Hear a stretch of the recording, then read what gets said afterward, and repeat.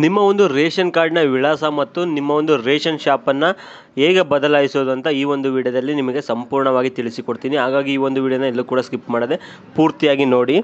ಆಹಾರ ಇಲಾಖೆಯ official ವೆಬ್ಸೈಟನ್ನು open ಮಾಡಿ. ಆಗ ಈ ರೀತಿ ಬರುತ್ತೆ.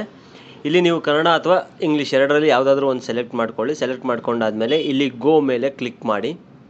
ಕ್ಲಿಕ್ ಮಾಡಿದಾದಮೇಲೆ ನೀವು ಯಾವ ಒಂದು ರೇಷನ್ ಕಾರ್ಡ್ನ ಅಡ್ರೆಸ್ ಮತ್ತು ರೇಷನ್ ಶಾಪನ್ನು ಬದಲಾಯಿಸಬೇಕಂತ ಇದ್ದೀರಾ ಆ ಒಂದು ರೇಷನ್ ಕಾರ್ಡ್ ನಂಬರನ್ನು ಇಲ್ಲಿ ಎಂಟರ್ ಮಾಡಿ. ಎಂಟರ್ ಮಾಡಿದಾದಮೇಲೆ ಇಲ್ಲಿ ಮುಂದೆ ಅಂತ ಇದೆಯಲ್ಲ ಅದರ ಮೇಲೆ ಕ್ಲಿಕ್ ಮಾಡಿ. ಆಗ ಆ ಒಂದು ರೇಷನ್ ಕಾರ್ಡ್ನಲ್ಲಿ ಇರುವಂತಹ ಎಲ್ಲ ಮೆಂಬರ್ ಲೀಸ್ಟನ್ನು ಇಲ್ಲಿ ಶೋ ಆಗುತ್ತೆ. ಅದರಲ್ಲಿ ರೇಷನ್ ಕಾರ್ಡ್ನ ಮುಖ್ಯಸ್ಥರು ಯಾರಿರ್ತಾರೋ ಅವರ ಒಂದು ನೇಮನ್ನು ಇಲ್ಲಿ ಸೆಲೆಕ್ಟ್ ಮಾಡ್ಕೊಳ್ಬೇಕಾಗುತ್ತೆ. ಸೆಲೆಕ್ಟ್ ಮಾಡ್ಕೊಂಡಾದಮೇಲೆ ಅವರ ಒಂದು ಫಿಂಗರ್ ಪ್ರಿಂಟ್ ಅಂದರೆ ತಮ್ಮ ಇಂಪ್ರೆಷನ್ನ ತಗೊಳ್ಬೇಕಾಗುತ್ತೆ. ಇಲ್ಲಿ ಫಿಂಗರ್ ಪ್ರಿಂಟ್ ಮೇಲೆ ಕ್ಲಿಕ್ ಮಾಡಿ. ಕ್ಲಿಕ್ ಮಾಡಿದಾದಮೇಲೆ ಇಲ್ಲಿ ಮುಂದೆ ಮೇಲೆ ಕ್ಲಿಕ್ ಮಾಡಿ ಅವರ ಒಂದು ಫಿಂಗರ್ ಪ್ರಿಂಟನ್ನು ಒಂದು ಬಯೋಮೆಟ್ರಿಕ್ ಮೇಲೆ ಇಡಿ. ನೆಕ್ಸ್ಟ್ ಈ ರೀತಿ ಒಂದು ಓಪನ್ ಆಗುತ್ತೆ. ಇಲ್ಲಿ ನೋಡ್ತಿರ್ಬೋದು ಆ್ಯಡ್ ಡಿಲೀಟ್ ಮೆಂಬರ್ ಅಂತ ಇದೆ, ಅಡ್ರೆಸ್ ಚೇಂಜ್ ಅಂತ ಇದೆ, ಫೇರ್ ಶಾಪ್ ಚೇಂಜ್ ಅಂತ ಇದೆ, ಅಥವಾ ಟೈಪ್ ಅಪ್ಡೇಟ್ ಕಾರ್ಡ್ ಅಂತ ಇದೆ. ಇದರಲ್ಲಿ ನಮಗೆ ಈಗ ಬೇಕಾಗಿರೋದು ಅಡ್ರೆಸ್ ಚೇಂಜ್ ಮತ್ತು ಶಾಪ್ ಬದಲಾವಣೆ ಬೇಕಾಗಿರೋದ್ರಿಂದ ಇಲ್ಲಿ ನಾನು ಅಡ್ರೆಸ್ ಚೇಂಜ್ ಮತ್ತು ಫೇರ್ ಶಾಪ್ ಮೇಲೆ ಮಾತ್ರ ಕ್ಲಿಕ್ ಮಾಡ್ತೀನಿ. ಇಲ್ಲಿ ಅರ್ಜಿಯನ್ನು ಮುಂದುವರಿಸಿ ಅಂತ ಇದೆಯಲ್ಲ ಅದರ ಮೇಲೆ ಕ್ಲಿಕ್ ಮಾಡಿ. ಕ್ಲಿಕ್ ಮಾಡಿದಾದಮೇಲೆ ಈ ರೀತಿ ಒಂದು ಪೇಜ್ ಓಪನ್ ಆಗುತ್ತೆ.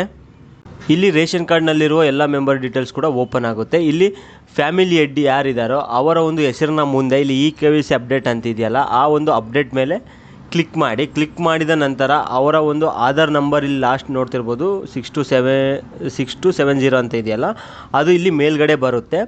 ಆ ಒಂದು ಆಧಾರ್ ನಂಬರ್ ಬಂದ ಕೂಡಲೇ ಇಲ್ಲಿ ಮುಂದೆ ಅಂತ ಇದೆಯಲ್ಲ ಅದ್ರ ಮೇಲೆ ಕ್ಲಿಕ್ ಮಾಡಿ. ಆಗ ಇಲ್ಲಿ ಡಿಕ್ಲರೇಷನ್ ಮೇಲೆ ಕ್ಲಿಕ್ ಮಾಡಿ. ಕ್ಲಿಕ್ ಮಾಡಿದಾದಮೇಲೆ ಪುನಃ ಅವ್ರದ್ದೊಂದು ತಮ್ಮ ಇಂಪ್ರೆಷನ್ನ ನೀವು ತಗೊಳ್ಬೇಕಾಗುತ್ತೆ. ಮತ್ತು ಅವರ ಒಂದು ತಮ್ಮ ಇಂಪ್ರೆಷನ್ನ ಮೇಲೆ ಕ್ಲಿಕ್ ಮಾಡಿ ವೆರಿಫೈಡ್ ಕೊಟ್ಟರೆ ಸಾಕು. ಅವರ ಒಂದು ಡೀಟೇಲ್ಸ್ ನಮಗೆ ಇಲ್ಲಿ ಶೋ ಆಗುತ್ತೆ. ಇಲ್ಲಿ ಕೆಳಗಡೆ ಸ್ಕ್ರೋಲ್ ಮಾಡಿದರೆ ನೀವು ನೋಡ್ತಿರ್ಬೋದು ಅವರ ಒಂದು ಡೀಟೇಲ್ಸ್ ಇಲ್ಲಿ ಬರುತ್ತೆ. ಬಂದ ನಂತರ ಇಲ್ಲಿ ಉಳಿಸಿ ಅಂತ ಇದೆಯಲ್ಲ ಅದರ ಮೇಲೆ ಕ್ಲಿಕ್ ಮಾಡಿ. ಆಗ ಅವರ ಒಂದು ಆಧಾರ್ ಕಾರ್ಡ್ನಲ್ಲಿ ಇರುವಂತಹ ಅಡ್ರೆಸ್ಸು ಈ ಒಂದು ರೇಷನ್ ಕಾರ್ಡ್ಗೆ ಅಪ್ಡೇಟ್ ಆಗಿ ಇಲ್ಲಿ ಶೋ ಆಗುತ್ತೆ. ನೀವು ಇಲ್ಲಿ ನೋಡ್ತಿರ್ಬೋದು ಅವರ ಒಂದು ಅಡ್ರೆಸ್ ಇಲ್ಲಿ ನಿಮಗೆ ಅಪ್ಡೇಟ್ ಆದ ನಂತರ ಇಲ್ಲಿ ರೈಟ್ ಸೈಡಲ್ಲಿ ನೀವು ನೋಡ್ತಿರ್ಬೋದು select member for address change ಅಂತ ಇದೆಯಲ್ಲ ಆ ಒಂದು ಬಾಕ್ಸ್ನ ಮೇಲೆ ಕ್ಲಿಕ್ ಮಾಡಬೇಕಾಗುತ್ತೆ. ಕ್ಲಿಕ್ ಮಾಡಿದಾದಮೇಲೆ ಇಲ್ಲಿ ಕೆಳಗಡೆ ಸಬ್ಮಿಟ್ ಅಂತ ಕೊಡಿ.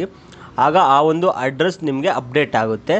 ನೆಕ್ಸ್ಟು ನೀವು ಶಾಪ್ ಚೇಂಜ್ ಮಾಡೋದ್ರಿಂದ ಇಲ್ಲಿ ನೀವು ಶಾಪ್ ಡೀಟೇಲ್ಸ್ನ ನೆಕ್ಸ್ಟ್ ಎಂಟ್ರಿ ಮಾಡಬೇಕಾಗುತ್ತೆ. ಸಬ್ಮಿಟ್ ಮಾಡಿದಾದಮೇಲೆ ಈ ರೀತಿ ಬರುತ್ತೆ. ಇಲ್ಲಿ ಸೆಲೆಕ್ಟ್ ಶಾಪ್ ಅಂತ ಇದೆಯಲ್ಲ ನಿಮ್ಮ ಒಂದು ಏರಿಯಾದಲ್ಲಿ ಇರುವಂತಹ ಎಲ್ಲ ರೇಷನ್ ಶಾಪ್ನ ಲೀಸ್ಟ್ ಇಲ್ಲಿ ಬರುತ್ತೆ. ನೀವು ಯಾವ ಒಂದು ಏರಿಯಾಗೆ ಹೋಗ್ಬೇಕಂತ ಇದ್ದೀರೋ ಆ ಒಂದು ಶಾಪ್ನ ನಂಬರ್ ನಿಮಗೆ ನೆನಪಿರಬೇಕಾಗುತ್ತೆ.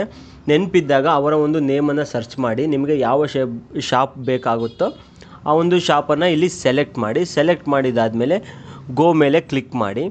ಈ ರೀತಿ ಬರುತ್ತೆ. ನಿಮ್ಮ ಒಂದು ಗ್ರಾಮವನ್ನು ಇಲ್ಲಿ ಕೇಳುತ್ತೆ. ನಿಮ್ಮ ಒಂದು ಯಾವ ಗ್ರಾಮ ಆ ಒಂದು ಗ್ರಾಮವನ್ನು ಸೆಲೆಕ್ಟ್ ಮಾಡಿ ಇಲ್ಲಿ ಸಬ್ಮಿಟ್ ಕೊಡಿ.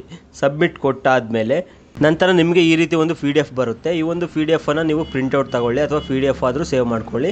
ಇಲ್ಲಿ ನೀವು ಏನೇನು ಕರೆಕ್ಷನ್ ಮಾಡಿದ್ದೀರಿ ಅಂತ ಈ ಒಂದು ಅಕ್ನಾಲೇಜ್ಮೆಂಟಲ್ಲಿ ನೀವು ನೋಡ್ತಿರ್ಬೋದು. ಅಡ್ರೆಸ್ ಚೇಂಜ್ ಒಂದು ಮಾಡಿದ್ದೀರಾ, ಹಾಗೆ ಶಾಪ್ ಚೇಂಜಸ್ಗೆ ಒಂದು ರಿಕ್ವೆಸ್ಟ್ ಕೊಟ್ಟಿದ್ದೀರಾ.